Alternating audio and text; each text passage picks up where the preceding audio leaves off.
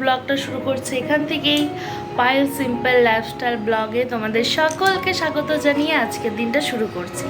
আশা করছি তোমরা যেখান থেকেই আমার ভিডিওটি দেখছো তোমরা সকলে অনেক আনন্দে রয়েছো, আর তোমাদের জন্য রয়েছে আমার অফুরন্ত ভালোবাসা। এখন কিন্তু স্নান করে আসলাম, সকালে একবার স্নান কমপ্লিট হয়ে গেছে, এখন খাবার দাবার সেরে স্নান সেরে আসলাম।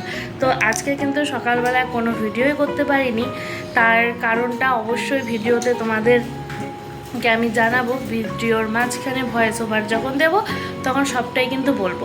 অ্যাকচুয়ালি বুঝতেই পারো প্রতিটা সংসারে মেয়েরা বা বউরা যখন নিজের পায়ে না দাঁড়ায় তাদেরকে কত কথাই না শুনতে হয়, তাই না? তো আমার সাথে এটা প্রতিদিন ঘটে, মানে প্রতি সকাল থেকে রাতের থেকে সকাল সব সময় কথা শুনেই যেতে হয়। তো সব কিছুই তোমাদের সাথে শেয়ার করব, তবে এখন একটু ঘুমিয়ে নেব, কারণ আজকে কিন্তু অনেক সকালে ঘুম থেকে উঠেছি, একদম ভোর 6টার সময় উঠে তো মেয়েকে স্কুলে পাঠিয়েছিলাম। আর আজকে এত গরম পড়েছে কি আর বলবো, আজকে মানে কাজ করা মানে বিশাল ব্যাপার হয়ে গেছে আর কি। তো যাই হোক, কাজ তো করতেই হবে। তো চলো এখন একটু ঘুমিয়ে নিই, ঘুম থেকে উঠে তারপরে আবার শুরু করব। সন্ধ্যার সময় না, বিকালবেলায় আর কি, বিকালবেলায় যে শুয়েছিলাম তারপরে উঠে কিন্তু এদিকে দেখো বিছানাটাও তুলে ফেলছি। আর মেয়ে কোথায় গেছে বলো তো? মেয়ে গেছে হচ্ছে ওর পাপার সাথে, ওর দিদিভাই গেছে কম্পিউটারে, ওকে দিতে গেছে, ও বলছে যাবে। তা বললাম ঠিক আছে যা, এসে কিন্তু প্রাইভেট আছে, পড়তে যেতে হবে, তাড়াতাড়ি চলে আসিস। ছোটোবেলায় আমরাও কিন্তু এইভাবে করে বাবার সাথে যেতাম পড়াশোনা করতে, তাই না? তো তখন কত স্বপ্ন ছিল বড় হয়ে এটা করব ওটা করব।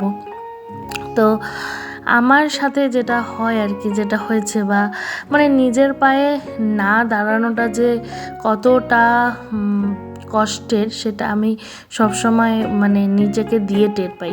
আজকে যদি নিজের পায়ে দাঁড়াতে পারতাম তাহলে কত কী না করতে পারতাম।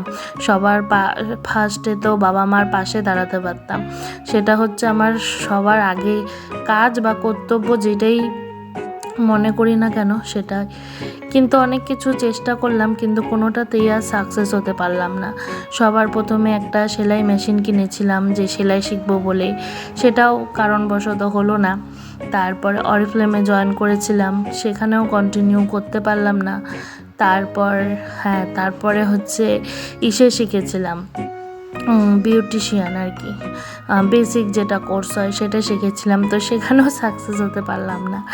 তো সত্যি মাঝে মধ্যে ভাবি কবে নিজের পায়ে দাঁড়াবো, কবে কিসের যে একটা সাকসেস পাবো, সত্যিই জানি না। তো এখন নতুন একটা চ্যানেল খুলেছি, তো এখন জানি না এটা কী হবে, কিন্তু অনেক আশা নিয়ে খুলেছি যে কিছু তো একটা করতেই হবে।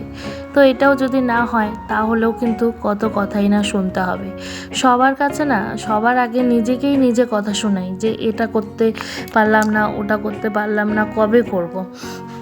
নিজেকে কথা শোনাই। আর সত্যি এটা মনে হয় আশেপাশে মানুষগুলোও এটাই ভাবে, এটা শিখলো ওটা করলো কিন্তু কোনো কিছুতেই কিছু করতে পারলো না, এখন একটা চ্যানেল খুলেছে এটাও হয়তো করতে পারবে না।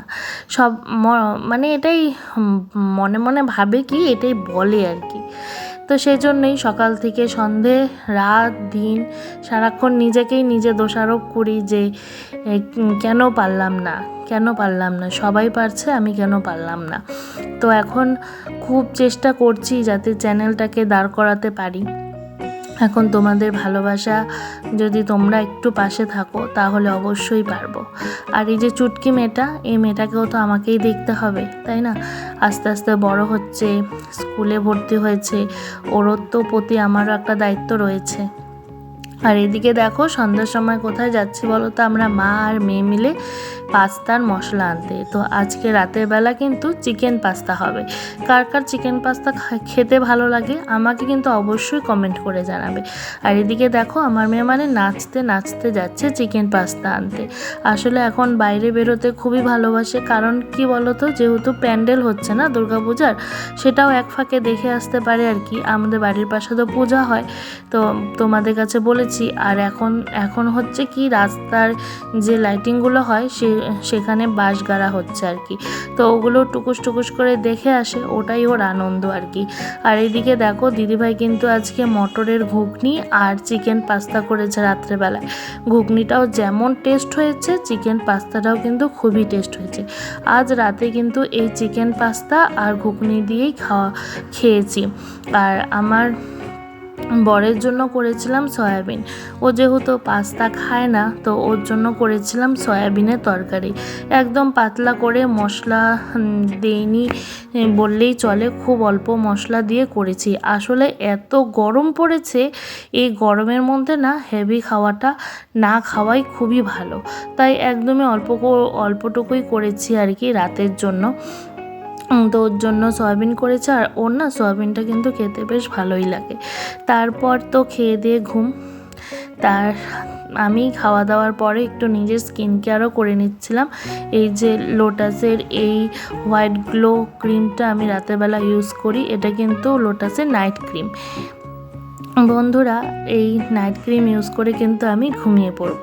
তাহলে আজকের মতো কিন্তু ভিডিও আমি এখানেই শেষ করছি। দেখা হবে কিন্তু আবার নতুন একটা ভিডিওতে। তোমরা সকলে কিন্তু আমার পাশে থেকো। যদি আমার ভিডিওর কোনো অংশ তোমাদের ভালো লেগে থাকে, তাহলে অবশ্যই একটি লাইক করে দিও। তো চলো আজ বিদায় নিই। তোমরা সকলে ভালো থেকো, সুস্থ থেকো। নমস্কার।